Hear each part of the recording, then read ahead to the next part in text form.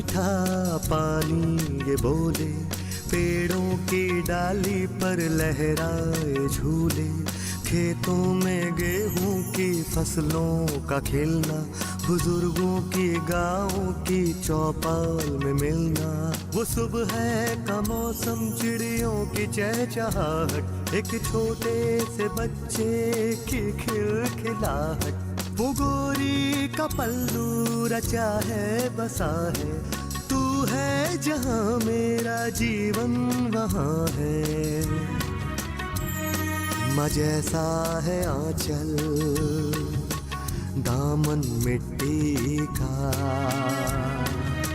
दामन मिट्टी का।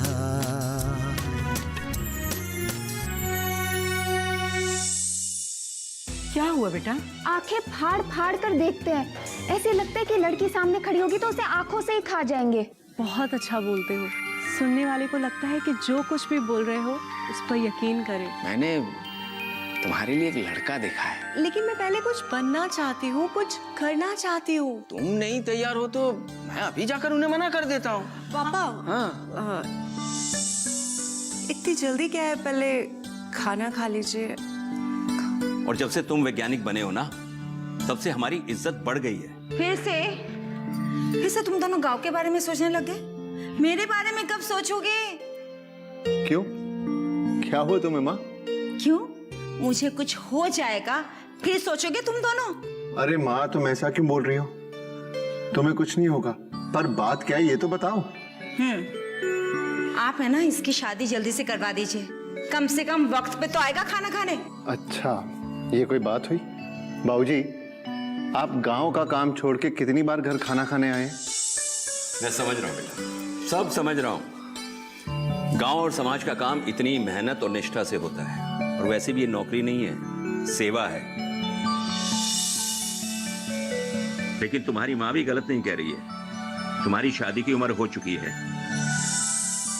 तुम्हारी अर्धांगिनी आएगी ना, मतलब हमारी बहू, वो तुम्हारे काम में बाधा नहीं बनेगी, तुम्हारा काम बांटेगी।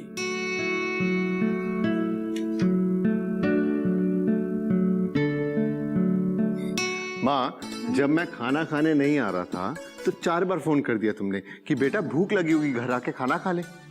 और अब जब मैं खाना खाने आ गया हूँ तो क्या बहू के आने के बाद मुझे खाना मिलेगा? मैं तो भूल गई। चल चल चल खाना खाने। फैसला जब किसी की जिंदगी से जुड़ा है ना, तो उसकी मर्जी होना उसमें बहुत जरूरी है।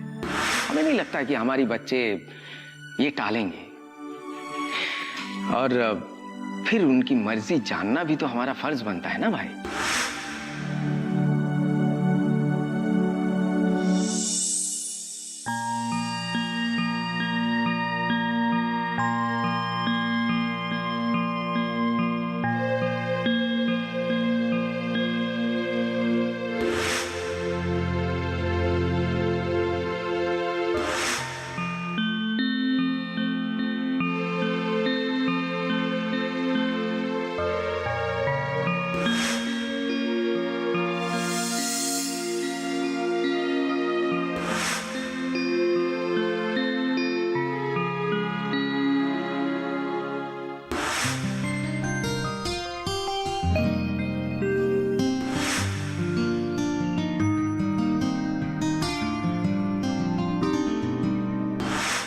पापा, हाँ। इतनी जल्दी क्या है, पहले खाना खा लीजिए।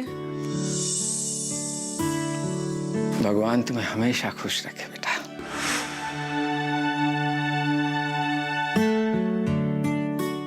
देखिए, खेतों को लेकर जो भी समस्या है उसे सुलझाने की मैं पूरी कोशिश कर रहा हूँ, और आशा करता हूँ कि ये समस्या जल्दी सॉल्व भी होगी। जी जी जी, आप बिल्कुल चिंता मत कीजिए। जी शुक्रिया। हाय, हाउ आर यू? हाय, मैं बिल्कुल अच्छा हूँ। आप कैसी हैं? क्या हुआ, गांव में मन लग गया आपका? जी, मेरा मन तो लग गया, लेकिन मेरी छोटी बहन महारानी का मन नहीं लग रहा। वो इस छोटे से गांव में शहरी रौनक ढूंढ रही है। और आप? मुझे तो यहाँ सुकून मिलता है, और वैसे भी शहरों की भीड़-भाड़ मुझे बिल्कुल पसंद नहीं। लेकिन मेरी बहन को इस गांव का सन्नाटा काटने को दौड़ता है। आइए, जब अंदर सन्नाटा होता है ना, तो शांति भी सन्नाटे जैसी लगती है। आई थिंक सो वो यहाँ एडजस्ट नहीं कर पाएगी। मुझे भी यही लगता है। लगता नहीं कि वो ज्यादा दिन यहाँ रुकेगी, शहर चली जाएगी। और आप? बताया ना, मुझे तो यहाँ सुकून मिलता है। सुकून तो ठीक है, लेकिन आप यहाँ गांव में करेंगी क्या? अभी तो सोचा नहीं, फिलहाल तो गांव की हर छोटी से छोटी चीज को एंजॉय कर रही हूँ। आप इतनी पढ़ी लिखी हैं, कुछ ना कुछ तो करने का सोचा होगा आपने। हाँ, सोचा है ना। खूब घूमूंगी, खाना बनाना सीखूंगी, स्वेटर बुनूंगी। वो तो सर्दियों में काम आता है। और फिर स्वेटर बुनना ठीक है, घर में 4-5 लोग होंगे, कितने स्वेटर बुन लेंगी आप? लेकिन गर्मियों और बारिशों में क्या करेंगी? बारिश में छतरी बनाऊंगी। एक बात पूछूं? जी पूछिए। आप इतने पढ़े लिखे हैं, साइंटिस्ट बन गए, तो फिर गांव में रहकर अपनी पढ़ाई क्यों जाया कर रहे हैं? आपको तो कोई भी अच्छी जॉब मिल सकती थी। मैं जॉब ही तो कर रहा हूँ। सुबह नहा धो के घर से बाहर निकलता हूँ, पंचायत ऑफिस जाता हूँ, पंचायत के काम से सरकारी दफ्तर जाता हूँ, वहां जाकर अधिकारियों से मिलता हूँ। और अगर गांव के लोगों को अधिकारियों से काम होता है तो मैं उनसे मिलवाता हूँ, नहीं तो अधिकारियों को गांव लेकर आता हूँ। ये जॉब ही तो है। पर हाँ, इस काम के लिए मुझे सैलरी नहीं मिलती। देखा मैंने आपको उस दिन, बिना सैलरी की जॉब भी आप बहुत एंजॉय करते हैं। देखिए, मेरा ये मानना है कि काम में एंजॉय करना पैसे पर डिपेंड नहीं करता, वो काम के सेटिस्फैक्शन से मिलता है। अब ये तो लोगों की सोच पर डिपेंड करता है। अलग अलग लोगों के लिए सेटिस्फैक्शन की डेफिनेशन अलग होती है। कुछ लोगों को काम के बदले पैसा मिले तो सेटिस्फाइड फील होते हैं, और कुछ लोग फ्यूचर में होने वाले फायदे को देखते हैं। आप क्या देखते हो?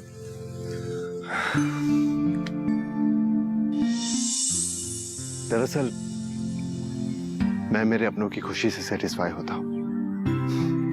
जब मेरे किसी काम की वजह से मेरे गांव वालों के चेहरे पर मुस्कान आती है, वो मुस्कुराते हैं, तो मैं सेटिस्फाई होता हूँ। जब बिना कुछ कहे मैं उनकी आंखों में अपने लिए आशीर्वाद देखता हूँ, तब मैं सेटिस्फाई होता हूँ।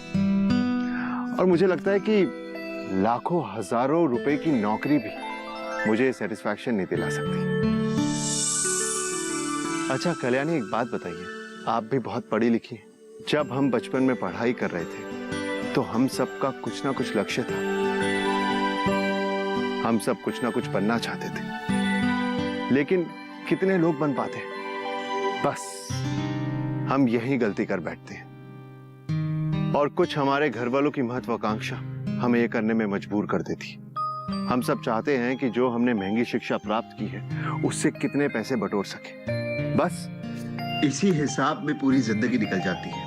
ना ही हमें अच्छी नौकरी मिल पाती, जोड़ तोड़ में ना मन चाहा पैसा मिल पाता और ना ही सुकून। कहीं चलकर कॉफी पिए?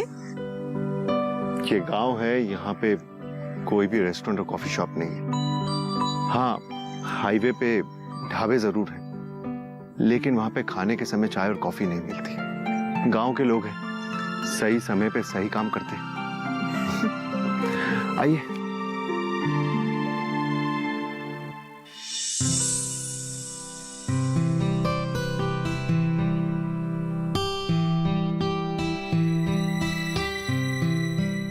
आपको खेती में इंटरेस्ट बचपन से था? किसान का बेटा हूँ, खेती में इंटरेस्ट तो होना ही चाहिए। आप जानती हैं, जब मैं एग्रीकल्चर यूनिवर्सिटी में था तब मुझे देश विदेश के बारे में जानकारी मिली, और तब जाकर मुझे पता चला कि हमारे देश में 2/3 लोग एग्रीकल्चर पर डिपेंड करते हैं। दामन मिट्टी का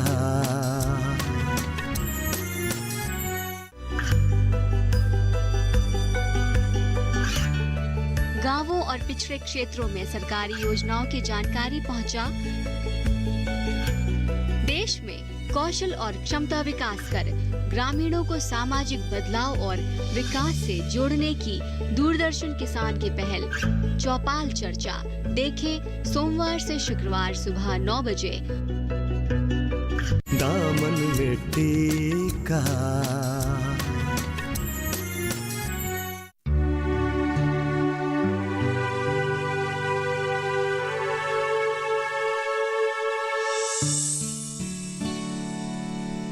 मुझे लगता है कि सबको देश की खुशहाली के लिए अपना अपना योगदान देना चाहिए। मैं भी चाहती हूँ कि मैं कुछ प्रोडक्टिव करूँ जिससे देश की तरक्की में भागीदार बन सकूं।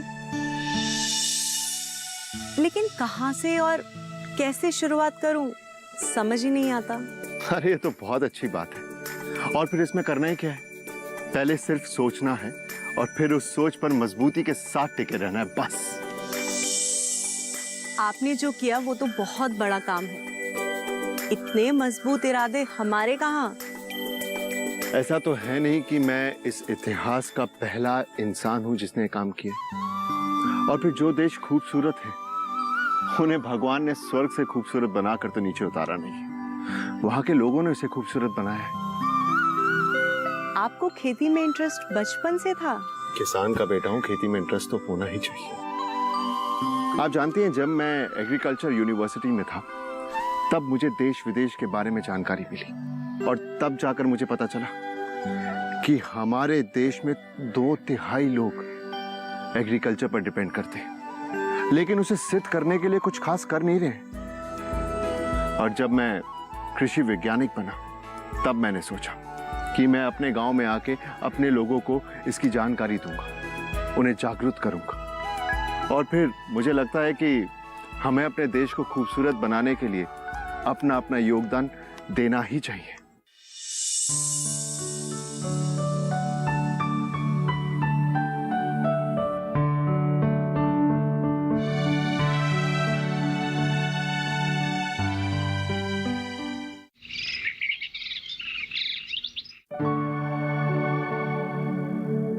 जब तू पैदा हुआ था भगवान से एक ही प्रार्थना करती थी मैं, हे भगवान मेरे सूरज को बड़ा मत करना, मेरे दिन काटने के लिए कोई खिलौना भी नहीं रहेगा। फिर मैं क्या करूंगी, कैसे जीऊंगी? अरे माँ बस कर, सारा तेल मुंह पर आ गया। चुप बैठ। जब तू छोटा था एक एक कटोरी तेल तेरे सर पे डाला करती थी, तब वही तेल शाम तक तेरे पैरों के तलवे आ जाता था। अब तो तू मुझे टाइम ही नहीं देता। एक आध साल बाद जेठ जी कहेंगे सूरज तो बड़ा हो रहा है, इसका ब्याह करवा दो, फिर तो तू अपनी बीवी के साथ रहने लग जाएगा। माँ को कहाँ टाइम देगा? माँ तुम क्या क्या सोचती रहती हो? अरे बेटा मैं सोच नहीं रही हूँ, देख रही हूँ। इतना बड़ा परिवार है, इतना बड़ा घर है, एक पति है और एक बेटा। पति बैठे हैं शहर में, तू तो गांव-गांव भटकता रहता है। रह गई मैं बेचारी अकेली, मेरा क्या? अरे माँ बस करो, इतने तेल में ना पूरे घर के पराठे बन जाएंगे, जाने दो मुझे। अरे बैठ बेटा, क्या कर रहा है तू?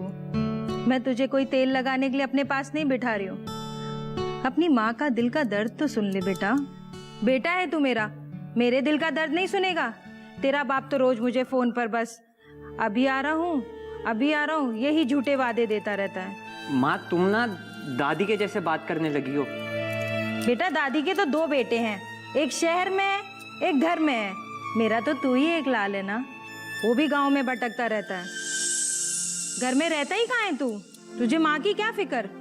मैं दुनिया की वो औरत हूँ जिसका बेटा भी है और पति भी, पर फिर भी मैं अकेली हूँ। अरे तुम मेरे सर को क्यों तेल पिला रही हो? पापा को फोन करके बोलो ना, अगर गांव नहीं आ रहे तो हमें शहर ले जाए। मैं अकेली हूँ यहाँ, बोलो ने। जब से तू पैदा हुआ है बेटा यही चीज तो चलती आ रही है यहाँ। तेरा बाप मुझे फोन पे झूठे वादे करता है आने के और आता नहीं। आधी उम्र तो बीत गई, आधी बची है, वो भी इंतजार करते करते बीत जाएगी। माँ प्लीज मुझे जाने दो, मेरे दोस्त बाहर इंतजार कर रहे हैं, मुझे तैयार भी होना है। तुझे दोस्तों की पड़ी है बेटा, माँ की तुझे कोई चिंता नहीं। तुझे माँ पे तरस नहीं आता? जा चला जा, तू भी चला जा, रहने दे मुझे अकेला। माँ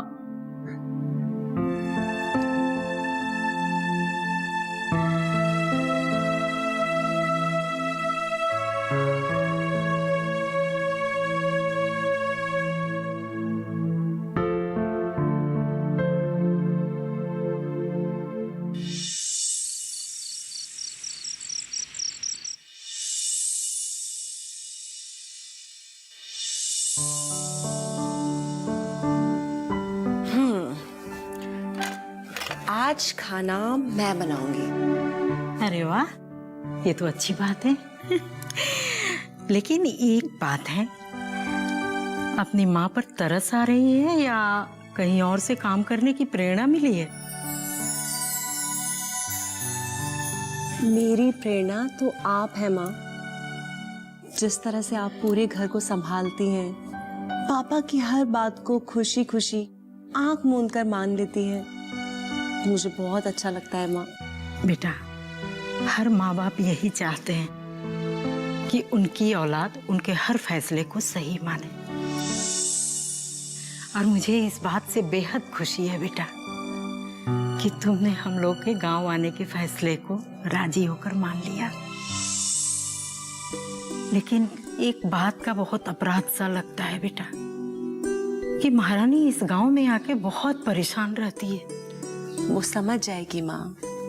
हमारे जैसी आजकल की जनरेशन पढ़ी लिखी है, वो सही को सही और गलत को गलत कहना जानती है, फिर चाहे उनके पेरेंट्स ही क्यों ना हो। लेकिन हाँ, जब उन्हें पता चल जाता है कि उनके पेरेंट्स ने उनके लिए जो कुछ भी किया वो उनके अच्छे के लिए कहा, तो फिर वो उसको खुले दिल से स्वीकारते हैं। महारानी को समझाना बेटा, जो हमें सही लगा वही हमने किया। आपने और पापा ने बिल्कुल ठीक किया माँ, और आप चिंता मत करो, मैं भी उसे समझाऊंगी और देखना वो समझ भी जाएगी। हाँ बेटा। क्या बात है भाई, आज माँ बेटी में बड़ा प्रेम दिख रहा है। दिख नहीं रहा है, प्रेम है भी। और सबसे बड़ी बात, आज से कल्याणी घर का सारा काम करेगी। सारा काम? सारा? चलो ठीक है, सारा भी कर लूंगी। और वैसे भी अगर गांव में रहना है तो ये सब काम करने आने चाहिए ना पापा। बिल्कुल, ये अच्छी सोच है तुम्हारी। बेटा देखो, ऐसे ही अगर मन लगाकर काम सीखती रहोगी ना, तो जिस घर में भी जाओगी हमारा नाम रोशन करोगी। जमाना चाहे कितना भी बदल गया हो, लेकिन घर का खाना अगर घर की लक्ष्मी बनाए ना, तो घर में सुख समृद्धि आती है। ठीक है माँ, मैं खाना बनाने जा रही हूँ। बस आप एक बार आकर मुझे बता देना कि कौन सा सामान कहाँ रखा है। ठीक है बेटा।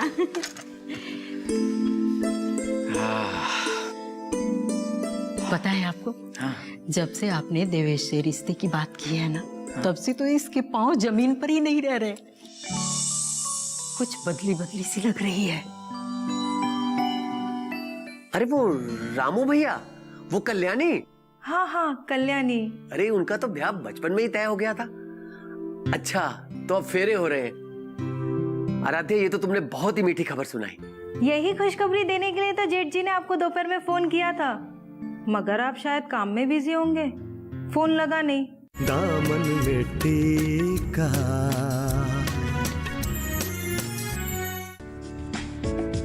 ये कामयाबी है अन्नदाता की।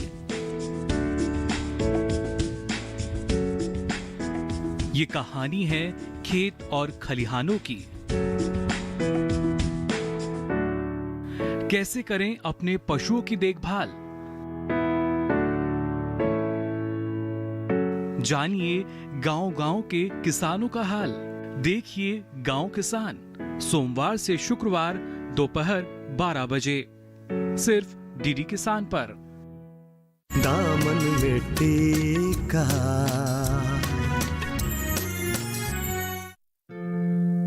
लगता है भगवान ने हमारी सुन ली पल्लवी। तुम्हें पता है, मैं तुम्हें कभी बताया नहीं, लेकिन मैं बहुत डरा हुआ रहता था।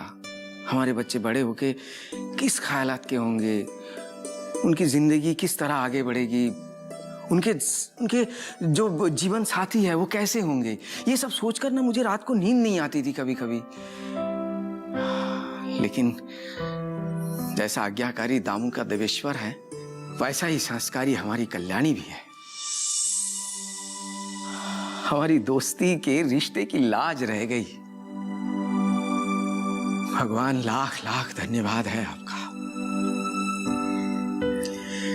हम बहुत खुशकिस्मत हैं। तुम्हें पता है, जेठ जी ने देवेश का ब्याह पक्का कर दिया। क्या क्या कह रही हो तुम?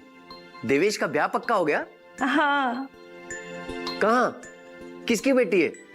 किस गांव की है? वो जेठ जी के जो दोस्त है ना, जो शहर से आए हैं। अरे वो रामू भैया, वो कल्याणी। हाँ हाँ, कल्याणी। अरे उनका तो ब्याह बचपन में ही तय हो गया था। अच्छा, तो अब फेरे हो रहे हैं। आराध्या, ये तो तुमने बहुत ही मीठी खबर सुनाई। यही खुशखबरी देने के लिए तो जेठ जी ने आपको दोपहर में फोन किया था, मगर आप शायद काम में बिजी होंगे, फोन लगा नहीं, तो उन्होंने हमसे ही कहा कि ये खुशखबरी आपको दे दें। ठीक है, मैं ब्याह की तारीख पक्की होते ही आ जाऊंगा। क्यों, पहले नहीं आओगे? पागल हो गई हो तुम, मैं यहाँ जॉब कर रहा हूँ। तुम्हारी जॉब तो मेरी सौतन बन गई है। हर साल में 30 त्योहार की तरह बस एक ही बार मिलना होता है। ये सब क्या बोल रही हो तुम? तुम नौकरी छोड़ क्यों नहीं देते? गांव के जितने लोग शहर गए थे, सबके सब वापस आ गए गांव में। सब खुश हैं, कमाते खाते हैं। एक बस पता नहीं तुम्हें क्या है, तुम्हारा तो पेट ही नहीं भरता है वहाँ। पता नहीं कौन सा खजाना लूटने में लगे हो। ये फिर तुमने वही सब रोना शुरू कर दिया। अरे कहा ना, ब्याह की तारीख पक्की होते ही आ जाऊंगा। अच्छा ये सब छोड़, ये बता सूरज क्या कर रहा है? भटक रहा होगा कहीं। भटक रहा है मतलब? हम सब यहाँ भटक ही तो रहे हैं, पर आपको क्या? आपको तो किसी की फिक्र नहीं है। देखो, तुम फिर से वही सब रोना मत शुरू कर देना। मेरे दिल की बात तो आपको रोना ही लगती है हमेशा। अरे तुम हर बात रोकर ही तो कहती हो। अब तुम्हें समझ में नहीं आ रहा, गांव के सब लोग वहीं पे तो हैं। भाभी कौन सा शहर गई है? और भैया, भैया कब शहर कमाने गए थे? कैसी बातें कर रही हो तुम आराध्या। यहाँ शहर में इतने अवसर हैं तरक्की पाने के, लेकिन तुम ये सब बातें नहीं समझोगी। मैं शहर की जन्मी पली बड़ी हूँ। क्या कमा लिया मेरे बाबूजी ने? एक ढंग की जगह मेरा ब्याह तो कर नहीं सके। अब तुम चुप हो जाओ, नहीं तो झगड़ा बढ़ जाएगा। ये सब छोड़ो, ये बताओ घर में बाकी सब ठीक है ना? हाँ, हमको छोड़ के सब ठीक है। तो तुम भी ठीक होने की आदत डाल लो। अब देखो, नाराज मत होना, अपना ख्याल रखना, और दिवेश की ब्याह की तारीख तय होते ही मुझे फोन कर देना। मेरे भतीजे का ब्याह है, नाचते गाते बारात लेकर जाऊंगा। अच्छा, गुड नाइट। Good night. अपना ध्यान रखो।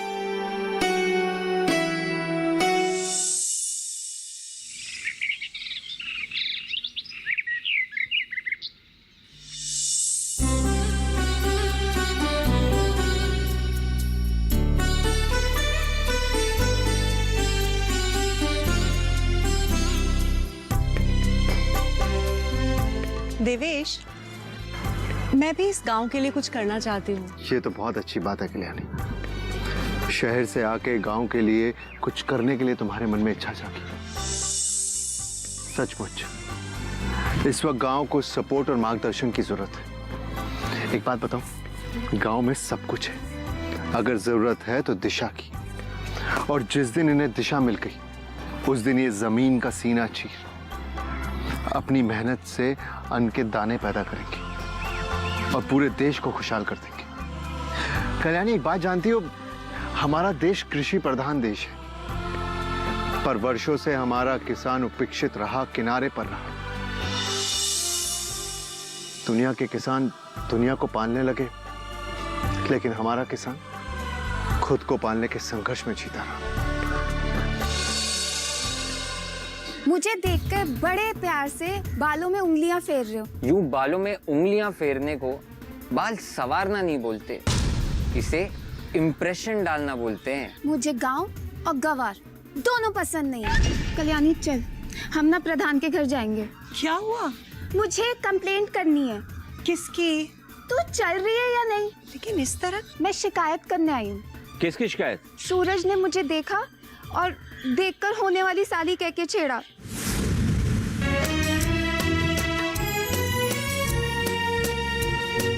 कुएं का मीठा पानी ये बोले, पेड़ों की डाली पर लहराए झूले, खेतों में गेहूं की फसलों का खिलना, बुजुर्गों की गाँव की चौपाल में मिलना, वो सुबह का मौसम, चिड़ियों की चहचहाहट, एक छोटे से बच्चे की खिलखिलाहट, वो गोरी का पल्लू रचा है बसा है, तू है जहाँ मेरा जीवन वहाँ है, माँ जैसा है आंचल दामन मिट्टी का,